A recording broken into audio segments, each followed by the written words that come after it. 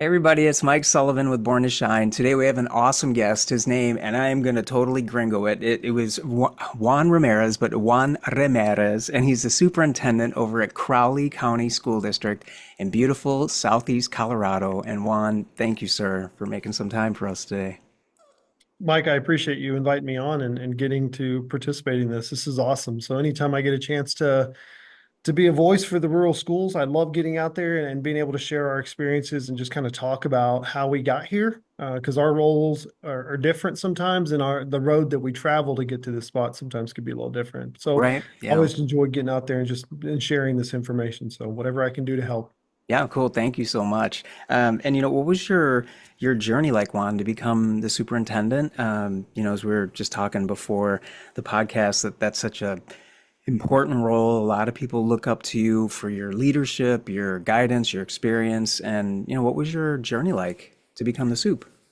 I was extremely fortunate that when I did get in, I did some nonprofit work for some city schools, and I did a little bit of that. Went in and did some education prevention, and then what ended up happening was I found my passion to want to get in the classroom. And then my first year at Morgan Independent School District in Texas, the gentleman who hired me, John Bryant, pulled me aside and asked if I would be willing to take on a leadership role in administration.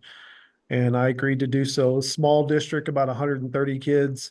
And so he thought that I would mesh really well being a Latino in a predominantly Latino area, this little small school, and being a principal for these kids. And so I took that on. And as I was there, I've kind of progressed and slowly went about things. And my mentor was really good because he never pushed anything. He always would plant a seed and let it go. And so eventually it led me to becoming a superintendent once he left there. I was a superintendent for Morgan Independent School District for, a few years.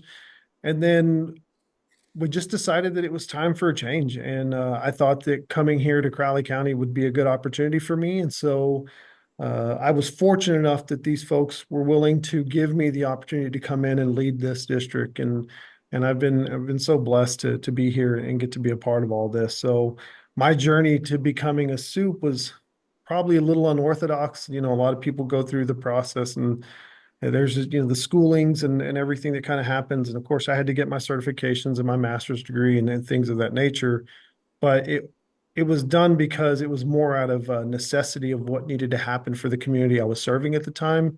Mm. And now it's opened up several doors for me to be able to do things differently and continue to serve kids in rural schools and serve staff members and community members of rural schools. That's awesome. That's so cool. And when you were a kiddo, Juan, when you were anywhere between kindergarten and senior in high school, was there something that maybe you struggled with internally? Because for me, I was bullied, and it turned into anxiety and depression, and it was in third grade, and then it just got worse as the years went on. So, was there anything that you maybe struggled with a little bit as a kid? Yeah, I think for us, when you look at the way we were pretty poor, rural poor for, our section of where we grew up in Texas, but that comes with its set of challenges. And so, because you're so small, everybody knows each other and everyone knows business that Mm. goes on within, the households. And so for me, it was the anxiety that kind of set in was knowing that you didn't fit the mold of a lot of those kids who had parents who had jobs that were stable and successful. And, my dad being an immigrant from Mexico, he had to come and establish himself. And my mom didn't have an education growing up, so she was illiterate. So growing up in a house where you are being asked to become just kind of the vocal person for the family, and then the expectations sit high. So, you have that anxiety that kind of sits there. You got the stress that kind of goes along with the Mm. things that happen in that type of a household. And like many people, I think the thing that really helped me through a lot of that was being able to lean into athletics. Found something that was extracurricular that gave me a voice and gave me the ability to kind of process those anxieties and not put myself in a position to where I isolated myself that could only make it worse. So I think it was very important for me to just focus on those things. But yes, And I still struggle with that even as an adult today, is, you still have those anxious moments, and there's a lot that kind of sets in with you, and it's not your typical, I think helping people understand that anxiety does exist for all of us, but Hmm. when you struggle with it in a different capacity, they're not just things that you just think about because they're coming up. These are things that just live inside of you that are at a constant. And so dealing with anxiety is more of learning that you can only do what you can control that within that moment or within that time period, and then trying to teach yourself to kind of like, and if it doesn't go as my thought process thinks it should, that I'll be okay, because there's another step to learning. So yeah, it's a struggle, and I think a lot of us kind of go through those things, and but that's what my growing up, that was it for me. So there was some other factors that contributed to that, but I would say just the anxiety that kind of set in with how we grew up. Yeah, that makes sense. Yeah, and I really appreciate you sharing that because maybe there's a teacher or another admin, like a superintendent or even a student or a parent, and they may be feeling um, like I'm really glad Juan shared that because I feel the same way as a parent Yeah. with four kids. You know what I mean? So Yeah. yeah, it's something we work through our whole life, and it's okay.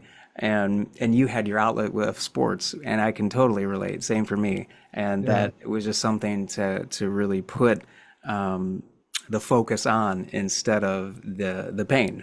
So yeah, that's great. And if you, I guess in the upcoming year, what would you love to see more of for emotional support and mental health support for your kiddos?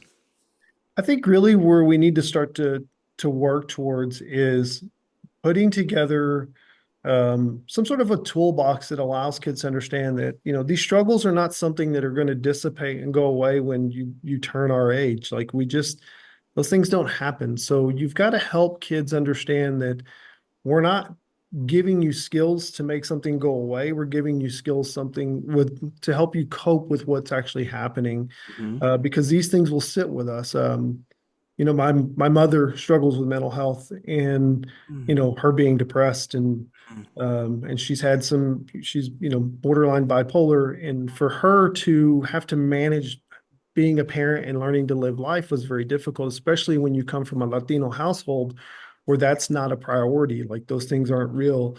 So my mom had to kind of balance that out with us until she was able to come to terms as an adult, like, hey, she needed help. So Right. I think what I want for us to do for our kids is we need to lift them up with the idea that, look, let's focus on the positive, and then when we have moments of struggle, let's put some things in play that are going to help you understand that when you face this in a year, or when you face this in five, or whenever you're a parent and you're raising a child, this is how we're going to help you cope with those things, give you some coping mechanisms. I believe wholeheartedly that education is shifting. And one of the things we've got to be better about with our kids is just understanding that they have a whole different social dynamic and a whole different set of needs that we didn't experience as kids growing up. And we are a very open society, and we need to be okay pouring the funds into those things and helping our children out, because if we don't do that, no matter how much education we're able to provide them, what they become as adults is going to be it's not going to be productive for them, and it won't be productive for society as a whole. Yeah, amen. Wow, Juan, I love that. That's so true. And I'm sorry to hear about your mom's struggles. And you hit it right on the head, though, bullseye of providing tools, a toolbox, like you said. That is so critical and crucial because yeah, without them, we just, the kids, any of us would continue to just struggle blindly. Like it would be riding a bicycle blindfolded at night, or as an adult, driving a car blindfolded with no headlights. Yeah, That would be rough. So we need the toolbox, right? We need, oh, that's there's the right. lights. Oh, here's the turning directional. Oh, here's the windshield wiper to clear. Okay, good. Now I can drive. Right. So yeah, the tools are critical. And if there's anything that's on your heart, Juan, to share, maybe it's with another superintendent or teachers or parents or even students. What's on your heart? What kind of encouraging words would you like to leave them with? I would say that if there's anything that has always come from my life, I would say that my dad taught us a very simple lesson when we were growing up, which was his job was not to determine whether or not we were male or female. That was determined prior to us, actually breathing our first breath of air on this earth. It Mm. was for my father was like, how do I make you a responsible adult? And so what I would do is I would tell any teacher, I would tell any parent or a community member, a superintendent, whoever it might be, as we begin to work with kids, let's look at it from the lens of what are we going to do to provide them what they need to become productive adults in this world? Somebody who's humanistic and who views the world through that lens, not so much because of a race or a culture or a gender, more or less like let's look at what is there from human to human and how do we help grow these kids because ultimately they're going to be our future leaders. Ultimately, they're going to be our caretakers and truthfully, they're going to be the ones that also deliver the message to how we make this world a better place, right? That's what it is. And so, regardless of those things, I think if we just make better people, we make better everything else. We make better communicators, we make better teachers, we make better leaders in faith-based areas.